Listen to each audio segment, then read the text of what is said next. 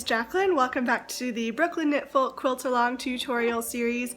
You can find me on Instagram, Ravelry, Pinterest, wherever you choose to find me as @JacquelineSalem. This is part 8 of the quilt tutorial series about how to quilt a quilt, and today we're going to go over the actual quilting. So exciting! There's going to be 2 different methods that I'm going to show you guys how to do. The first one is a tie quilt, which is probably the simplest one, but it does take longer. You don't use your sewing machine for it. We're going to use embroidery thread to tie the quilt together. And then the second one is quilting with your machine using stitching in the ditch or machine ditch quilting.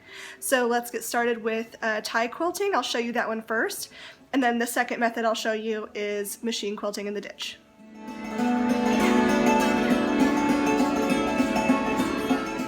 Okay, so for the first type of quilting I'm going to show you is going to be the tie quilt option. For this, you're going to need, obviously, your quilt. You're going to need a pair of scissors. You're going to need a curved needle, and that's it. So first we're going to open up our embroidery thread.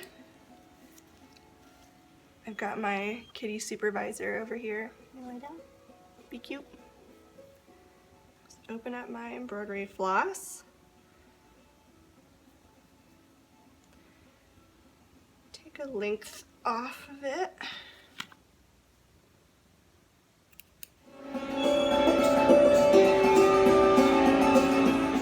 Thread the needle.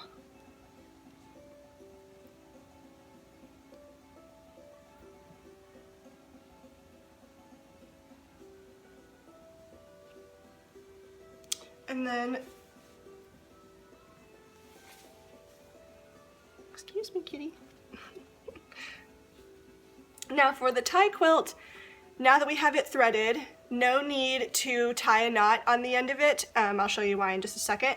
The tie quilt method does take a little bit longer than sewing with your sewing machine because the machine is faster, of course, but it does just give a different look. So what we're going to do, into every single point where the squares meet, so every single one along the entire blanket, you're going to take your needle, curve it down and through the layers, make sure it pierces through the top, through the batting and the backing, bring it up through,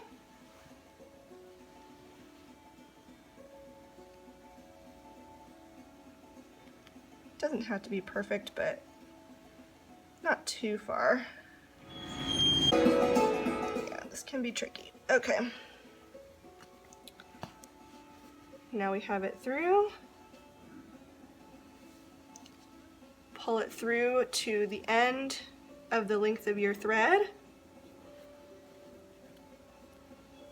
Tie a knot. Tail's probably a little too long.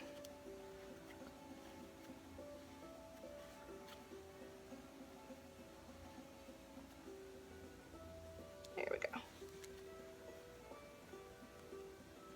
Tie a knot. Take your scissors. Clip the ends. Just a little excess there. And that's it. That's kind of a bit of a longer tail. You'll probably want to cut, I don't know, maybe about 3/4 of an inch long total. And that's it for the tie quilt, and you're going to do that on every single one. So I'll show you one more time. Take it through,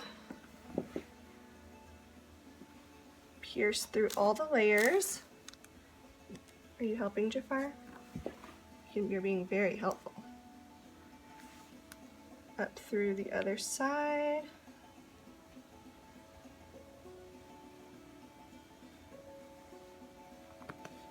Pull all the way through, leaving it threaded. Don't unthread your needle. Pull to the end. Jafar, don't eat that, please.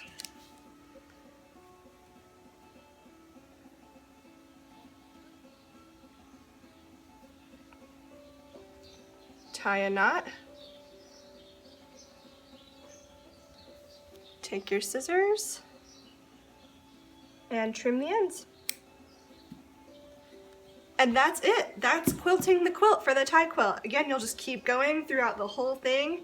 The good thing about this one and doing it this way is, of course, like I said, a different look to it because it kind of has that kind of patchier, I don't know, scrappy kind of look to it.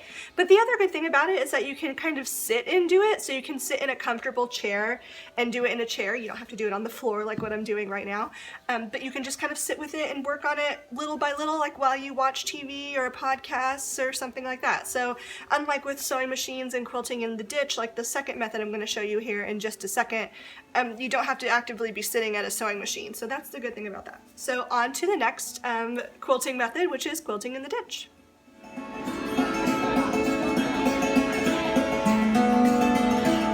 Okay, the second type of quilting I'm going to show you is machine ditch quilting. For mine, because my backing fabric is white, I'm going to make up an orange contrasting thread bobbin just to add some interest to the back of it. Machine quilting is not difficult at all.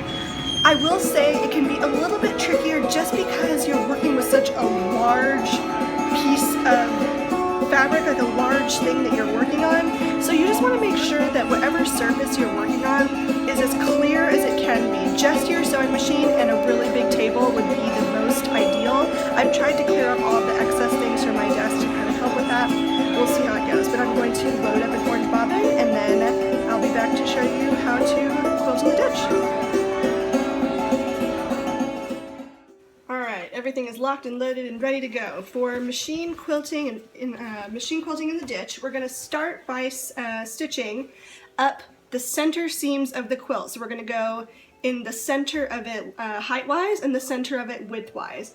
I'm going to adjust my stitch length to be a little bit longer. I don't think it needs to be a super tight stitch, so usually sewing machines range somewhere from like 0 to 5. I'm going to put mine somewhere in like the 4 to 5 range for length of my stitch.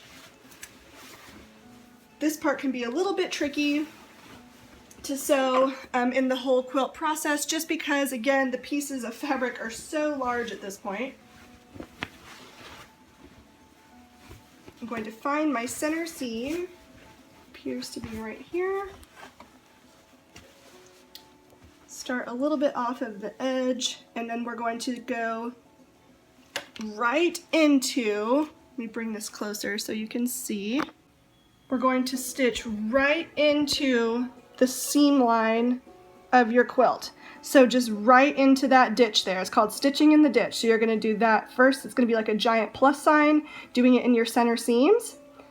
And once we do those center seams, then you're just going to work from the outside or from the inside out in one direction. So once I stitch this kind of center seam and then the upways, I'm going to start maybe like right here and one block over and continue sewing along the ditch lines from the inside out, and then on the same thing from the inside out, and then I'll do it, flip the quilt around and go the other way and start from the center seam, one over from that, and sew from the inside out, and then on the other side and vice versa. So we're just going to stitch in the ditch.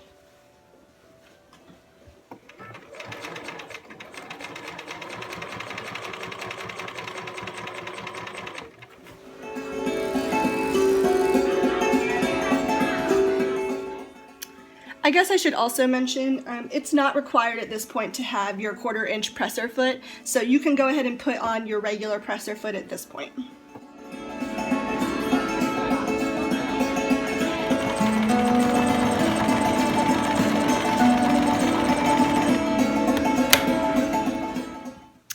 And a quick tip, if you know your bobbin thread is running low, make sure you check every once in a while to make sure that you still have bobbin thread left. I can't tell you how many times I've just been sewing along on quilt rows and quilting, and they're long rows, and it sucks to get to the end of a row and see that you haven't got any bobbin thread left and that you haven't for like most of the row. So if you know you're running low, or if you've sewn several strips already with the bobbin that you've been using, just check every once in a while, save yourself some heartache.